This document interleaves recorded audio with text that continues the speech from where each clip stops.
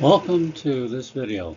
The surface integral of the integral over the surface S of the vector valued function f of xyz dot ds. I am Ron Johns. In this video we will look at quite a bit of mathematics and also how to use Sagemath to evaluate this type of integral. So we want to look at the surface integral of f of xyz dot ds, where we have a surface S, which we're integrating over. We have a vector field f, so that's going to be a function that at every point in a certain region associates a vector. F of a point is a three-dimensional vector. And we want to integrate in some way that vector valued function over this surface. First, we need to make sense of all of this. What does it mean? We need to define this surface integral. F here is a vector valued function, and ds over here is a vector valued differential. So the question is, what does all of this mean? We will find that to evaluate this, and in fact just to define what it means, we'll have to look at areas of and unit normals to small subregions S sub ij of this surface S. So we're going to replace this integral basically with a Riemann sum.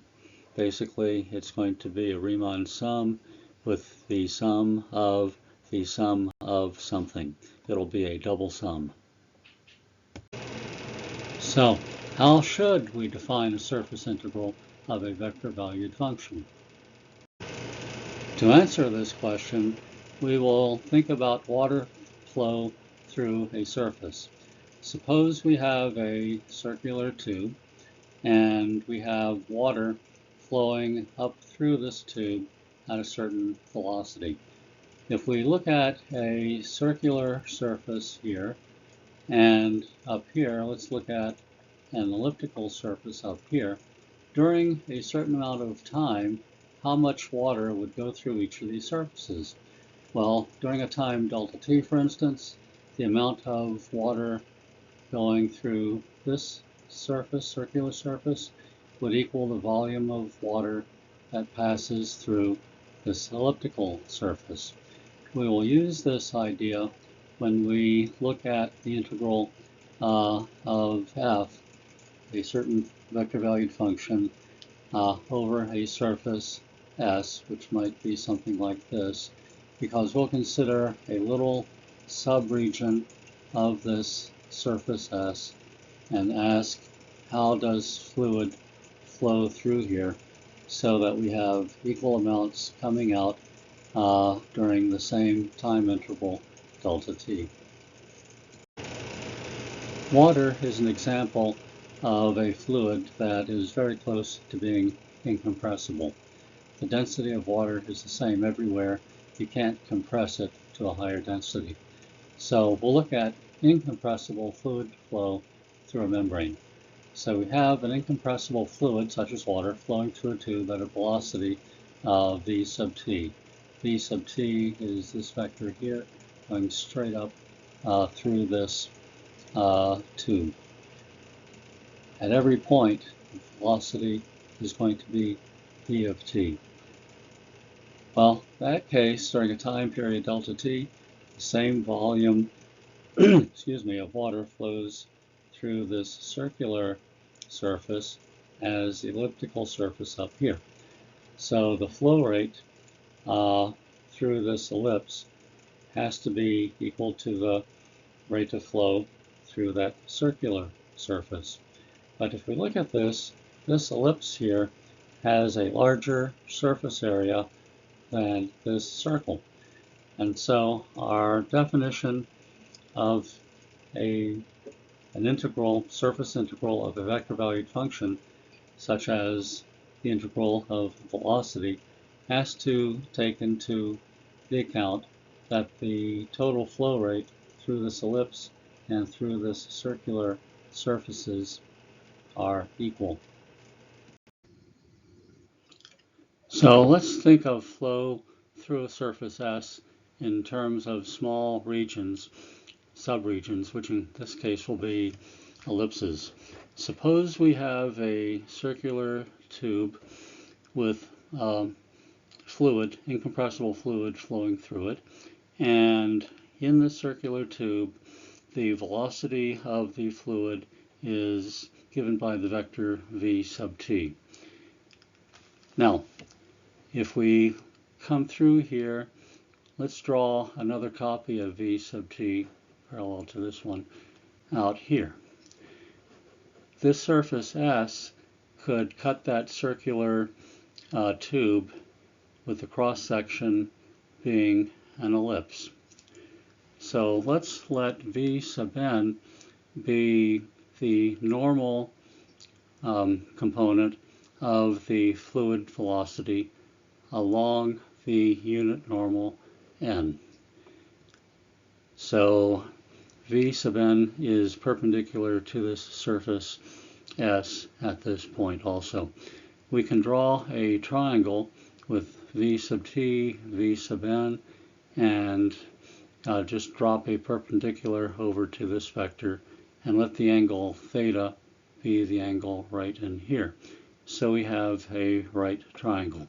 Now, from what we saw before, the rate of flow through that circular disk down here, measured, let's say, in cubic centimeters per second, is equal to the rate of flow of that liquid, incompressible liquid, through this elliptical disk over here.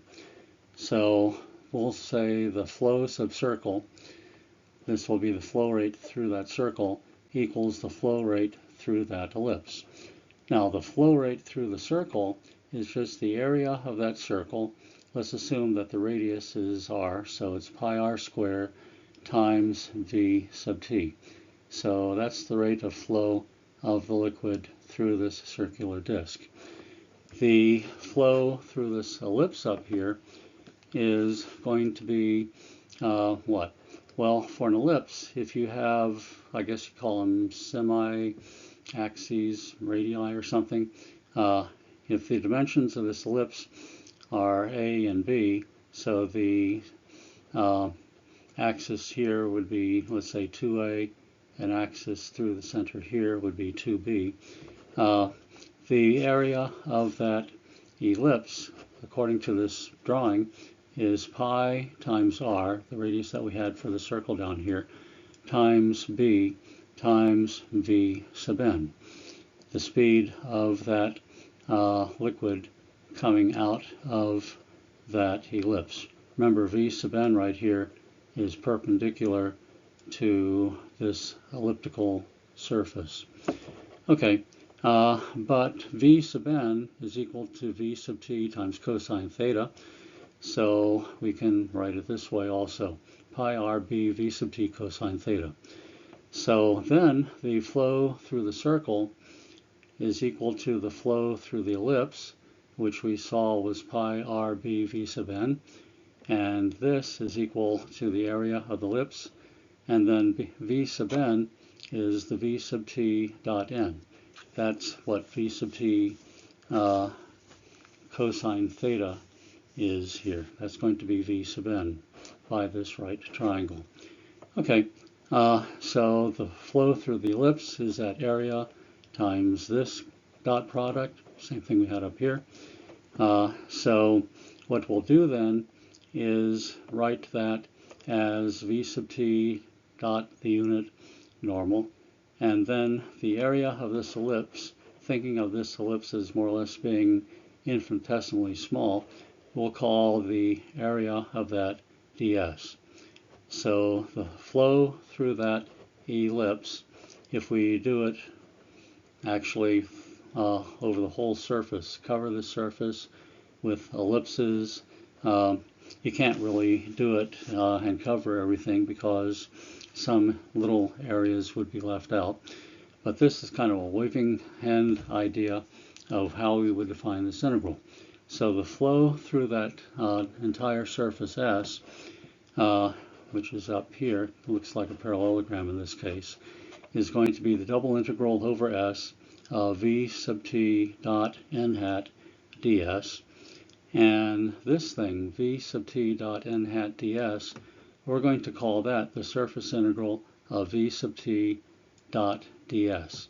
So ds here basically is an infinitesimal vector quantity, which is equal to the unit normal times the infinitesimal area of that particular subelement ds.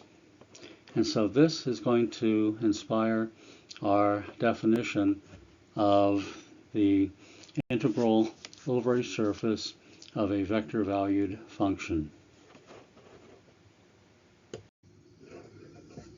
So this will be our definition of a surface integral of this type. The integral over surface S of a vector-valued function f dot ds is defined to be equal to the integral over surface S of this scalar integrand f dot n hat ds. Notice here we have a ds with s bold. Here the s is not bold.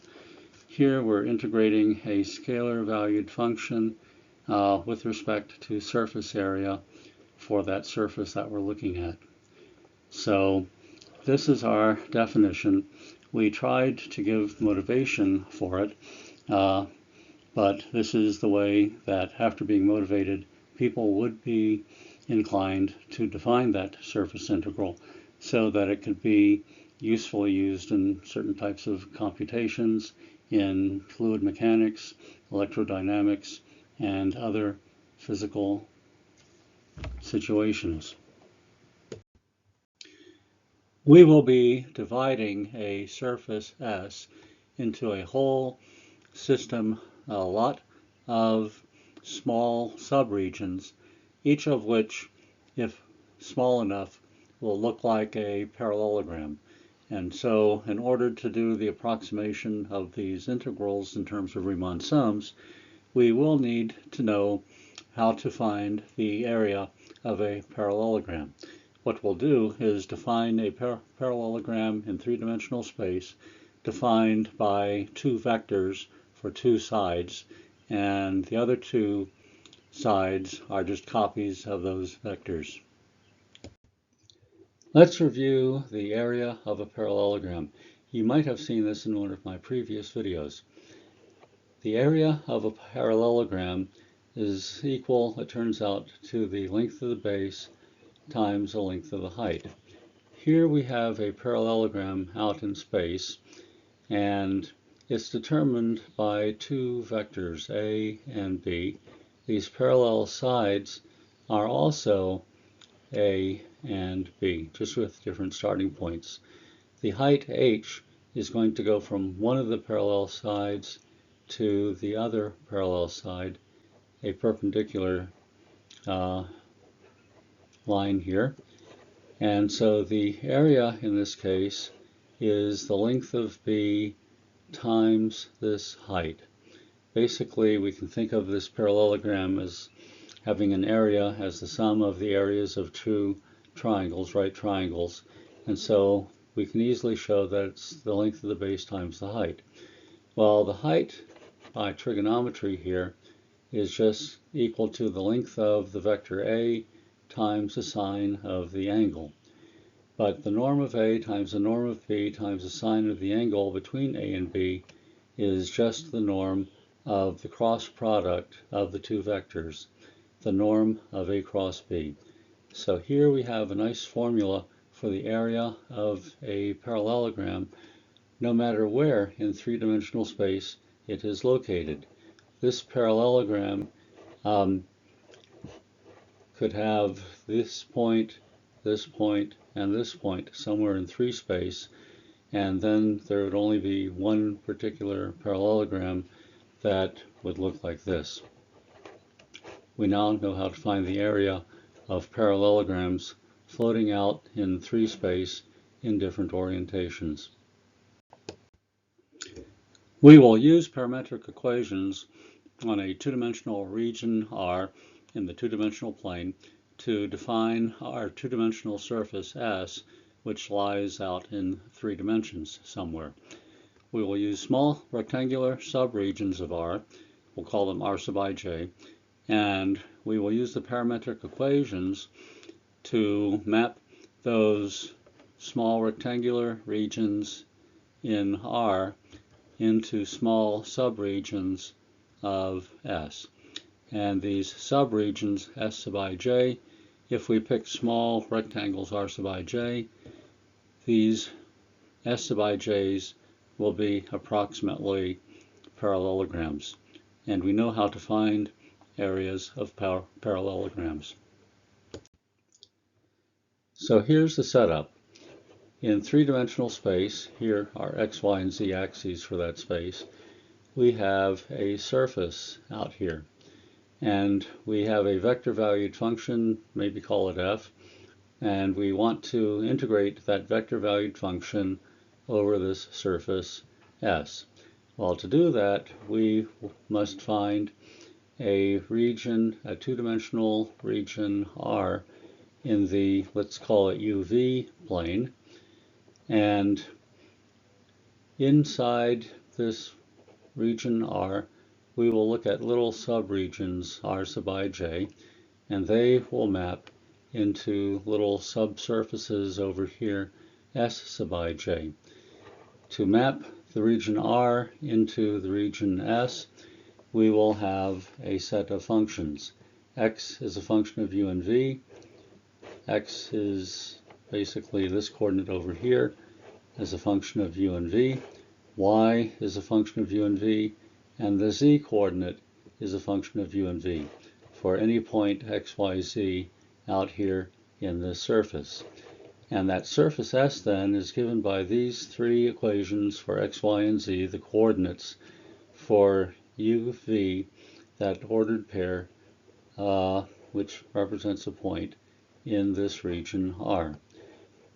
And what we're going to do is look at small rectangular regions R sub ij in this UV plane, and they will map into small two-dimensional regions up here in this surface embedded in 3-dimensional space.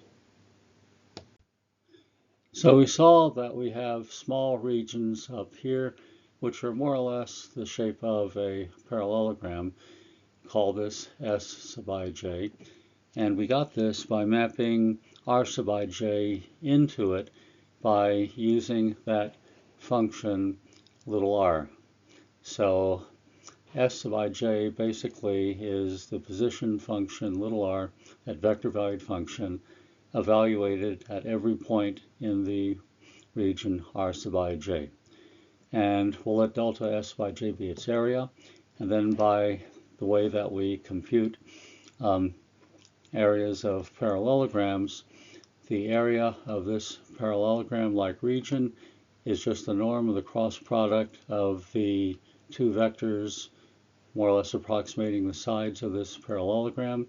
But by using one-dimensional calculus, Calc 1 basically, one of these vectors is the partial of r with respect to u at the point u sub I v sub j times delta u sub I, and the other vector is the partial derivative of r with respect to v at that same point u sub I v sub j times delta v sub j. And we can pull out the factors of delta u sub I, delta v sub j, and put them outside the norm. And so we get then the norm of the partial derivative of r with respect to u, cross product with the partial of r with respect to v, each of these at the point u sub I v sub j, times these 2 constants u sub I, delta u sub I, delta v sub j. Notice that this is a scalar value here, such as like the area is. This is not a vector, because we're taking the norm of a vector here, which is a number, a scalar, and we're multiplying it by the product of 2 numbers here. So we want to show that a certain formula for evaluating surface integrals exists, and then later we'll use it to actually find a surface integral, to compute one. So we start by looking at the surface integral of a vector-valued function ds. By definition, this is going to be the surface integral over the surface S of f dot n hat ds. N hat here is a unit normal to that surface S at the point r of u v. So we have a dot product of two vectors here, which gives us a scalar. So this is an integral of a scalar function times ds, and we already talked about this type of surface integral. And we saw before that what we would have to do is evaluate this, first of all, I guess, see what it is, and then integrate with respect to s. Well, this f dot n hat is going to turn out to be all of this stuff right here, almost. And the ds, it's not really du dv, because there's an extra factor that we don't see here that's going to do some canceling out. But in any case, this is the type of formula that we want to show, that this double integral equals this sort of thing. If we look at this, this is a vector right here. F of this stuff is a vector.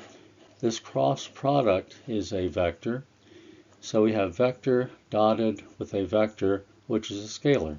So here we're integrating a scalar valued function, all of this stuff right here, with respect to the area, and we're integrating with over the region R in the UV plane.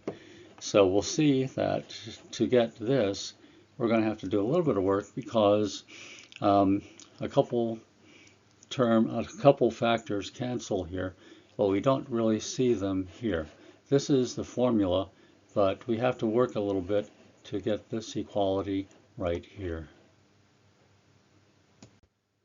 There's a small technical issue excuse me, that we have to deal with when we're looking at this formula for the surface integral, where we're replacing f dot ds with f dot n hat ds. Every point on that surface, we're assuming that this surface is nice and smooth and has derivatives as needed. There are two unit normals to the surface. Let's suppose that this is the surface right here, in here, and I'm drawing a second picture of that same surface over here. One way to draw unit normals is out this way, with the arrows pointing left to right, starting at that surface. The other way is to go from right to left. And what happens is the value of this integral here depends on whether you pick this n hat vector field to be this or this. These two vector fields are just negatives of each other. So the way that you pick n hat can affect the sign of this surface integral. So what we have to do, if we're going to be very specific, is also specify in what direction n hat is pointing. If you have a closed surface like a sphere, it's by convention let n hat be outwardly pointing unit normal vectors from that sphere, pointing outward from the sphere. Spheres are orientable. You can pick one of these two orientations. There are non-orientable surfaces also, like the Möbius strip, and in that case, we can't define this surface integral the way that we're going. A parallelogram out in three-dimensional space can have two possible orientations. So suppose that here is our parallelogram, defined basically by the vectors A and B and copies of those two vectors. We could have unit normals that point kind of downward from this parallelogram, and in this picture one of those normal vectors would be A cross B, using a right-hand rule for cross products. The other orientation could have vectors coming out of this parallelogram going kind of upward, and the way that this is drawn, a normal vector in this case would be B cross A. We notice that A cross B equals minus B cross A. That's a property of cross products. So let's see what happens in this derivation. So we're looking at the surface integral of f dot ds, which we said was equal to the surface integral of f dot n hat ds, n hat being unit normal to the surface at a particular point of question. And we then said that this was equal to the sum as m and n both go to infinity, where we divide up the u range into, let's say, m subintervals, equal length subintervals, and do the same thing with the interval on the j-axis, I guess. The sum over I and j of f of u sub I v sub j dot product with the unit vector times delta s sub I j. And we saw before that delta s sub I j can be written as the norm of this cross product using the fact that s sub I j itself is almost a parallelogram if the small increments in u and v, if the increments in u and v are both pretty small. Also, now let's talk about the unit normal vector for a minute. We can get a normal vector by looking at the cross product of the partial derivative of r with respect to u and the partial derivative of r with respect to v. And we have cross product of a vector here with a vector here, and the norm, so this is a normal vector to that parallelogram approximation. To make it a unit vector, we have to shrink this vector, this numerator vector, down by its length, and so we divide by the norm of this thing. A vector divided by the norm of a vector is a unit vector, a vector of length 1.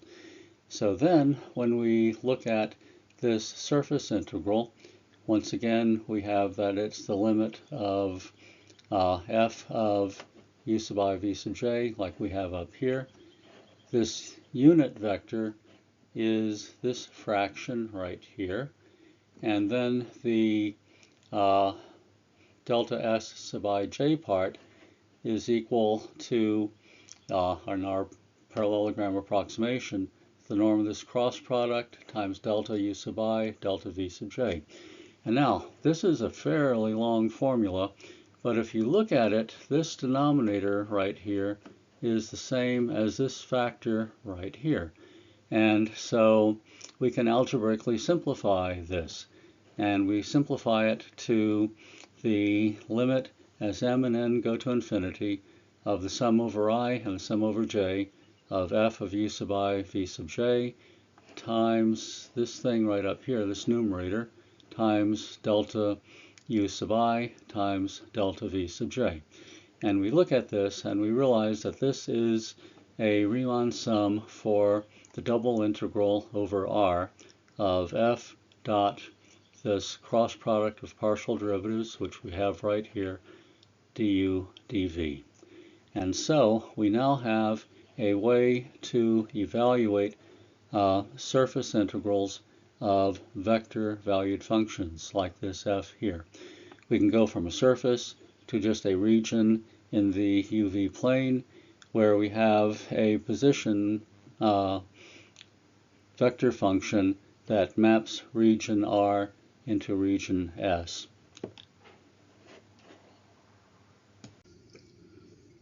So our example is going to be the following.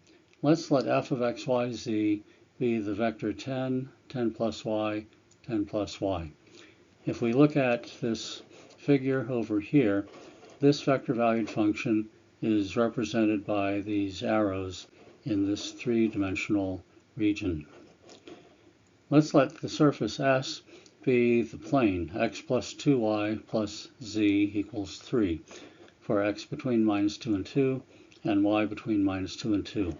The surface S then is this plane, part of a plane, this parallelogram up here, and we notice that at each point in this surface S, f is defined. So in that case, we can calculate the integral over S of f dot ds. So that's going to be the integral over S of that function capital F, this vector valued function, dot ds. So let's look at our solution. First, a fact. Any surface S of the form ax plus by plus cz equals d, where a, b, c, and d are constants, is a plane. And every point on that plane has the same normal vector. Components of that normal vector, just a, b, and c. The coefficients of x, y, and z up here. So in our problem, we're looking at the surface x plus 2y plus z equals 3. So the coefficients here are 1, 2, and 1. And so that tells us then that a normal vector to that plane is the vector with components 1, 2, and 1. If we find the norm of this vector, that's going to be the square root of 1 squared plus 2 squared plus 1 squared, and that's the square root of 6. So if I multiply n by the constant 1 over the square root of 6, that normalizes the vector to just have unit length equal to 1. We'll call that unit normal vector n hat. So in that case, the integral over the surface S, this surface that we see right here, f dot n hat ds, is what? Well, f is the vector function 10, 10 plus y, 10 plus y. We're taking the dot product with n hat. N hat is 1 over the square root of 6 times 1, 2, 1. So we pulled that 1 over square root of 6 outside the integral. And now, what is the dot product of these two vectors? It's 10 times 1 plus 10 plus y times 2 plus 10 plus y times 1. And if you do the arithmetic, that just turns out to be 40 plus 3y. So we have 1 over the square root of 6, the surface integral of 40 plus 3y, and then ds. This is no longer a vector infinitesimal, but kind of a scalar infinitesimal, not bold. So we have then that this surface integral is equal to this integral over here, 1 over the square root of s, 1 over square root of 6, integral over the surface S of 4 plus 3y ds. Well, let's remember that we saw that the integral, surface integral of a scalar function ds is equal to, when you parameterize the surface in terms of two parameters u and v, it's the integral over that uv region R, g of x of uv, y of uv, z of uv, times the norm of the cross product of the partial derivative of r with respect to u and the partial derivative of r with respect to v dA. So in our particular case for this parallelogram, x is going to equal u, y is going to equal v, z will be 3 minus u minus 2v for u and v both between minus 2 and 2. Our position vector defining this plane is going to have components u, v, 3 minus u minus 2v. If we differentiate this vector with respect to u, the derivative of u with respect to u is 1. The derivative of v with respect to u is 0. The derivative of 3 minus u minus 2v with respect to u is minus 1. Similarly, if you differentiate r with respect to v, you can easily see that it's 0, 1, and minus 2. If you take the cross product of these two vectors, it turns out to be 1, 2, 1. And so the norm of the cross product of those two vectors is the norm of 1, 2, 1, and that's just the square root of 6. So now we can use this formula up here to evaluate our surface integral. So we're going to have 1 over the square root of 6, which is right here, And then for the surface integral over S, in terms of u and v, we'll let u go from -2 to 2, v go from -2 to 2, 40 plus 3v, which is the same as 40 plus 3y. And then ds is what? It's this norm of the cross product dA. So over here, it's going to be the square root of 6 dv du. Now, this is just a double integral, and so when we evaluate this integral, notice that the 1 over square root of 6 times the square root of 6 here just multiplies to give 1. So the double integral, we have just an integrand of 40 plus 3v dv du. When you evaluate this iterated integral, it turns out to be 640. So the surface integral of f dot ds is equal to 640.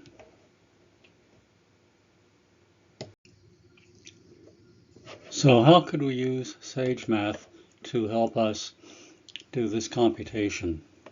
Well, let's see. First, we could declare u and v as variables. That's done right up here. Var parentheses quote u space v quote. Then we can define our vector valued function r of uv. R equals the vector with components u, v, and 3 minus u minus 2 times v. Then we can calculate the partial derivative of r with respect to u. That is done here.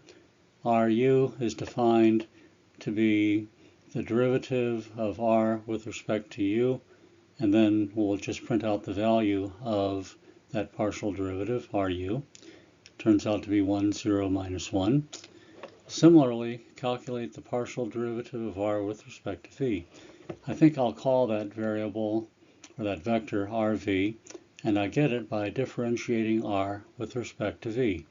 And then to see what its value is, I'll just put rv here, and Sagemath will output its value, 0, 1, minus 2. Calculate the cross product. The partial derivative of r with respect to u cross the partial of r with respect to v. That's going to be done the following way. I'll use rx to represent the cross product, and I'll say ru dot cross product of rv. And then we'll print out the value of rx, and it turns out to be 1, 2, 1. Next, let's calculate the norm of that cross product. Cross product was called rx, so we'll just use rx dot norm and parentheses after that, and its value is the square root of 6. Then, with a little bit of algebra that we already saw before, to calculate the surface integral, we need to calculate this iterated integral. The integral where u goes from -2 to 2, of the integral where v goes from -2 to 2, 40 plus 3v dv du. And that is done right here. The integral of 40 plus 3 times v, integrated v going from -2 to 2, and then this ends that integral inside, comma, and then we're going to integrate again, integral, where u goes from -2 to 2. And when we hit Shift-Enter to execute this statement, we'll get 640. So the value of that surface integral is 640. So what did we learn in this video? We had a couple important formulas. The first one was the surface integral of the vector valued function f dot ds is defined to be the surface integral of f dot n hat ds, where n hat was a unit normal to the surface S at each point where this is evaluated. We also saw that the integral of s dot n ds is equal to the double integral over r of f of r of uv dotted with the cross product r sub u cross r sub v. Those were partial derivatives of r with respect to u and v, and then that's integrated with respect to u and with respect to v. What you have to do also is to change that double integral over r into iterated integrals. In our particular example, we had the iterated integral where u went from -2 to 2 and v went from -2 to 2. Third, thank you for watching this video. I hope you enjoyed it, and I hope it was enlightening so far as surface integrals go. Stay tuned for more videos, hopefully in the future.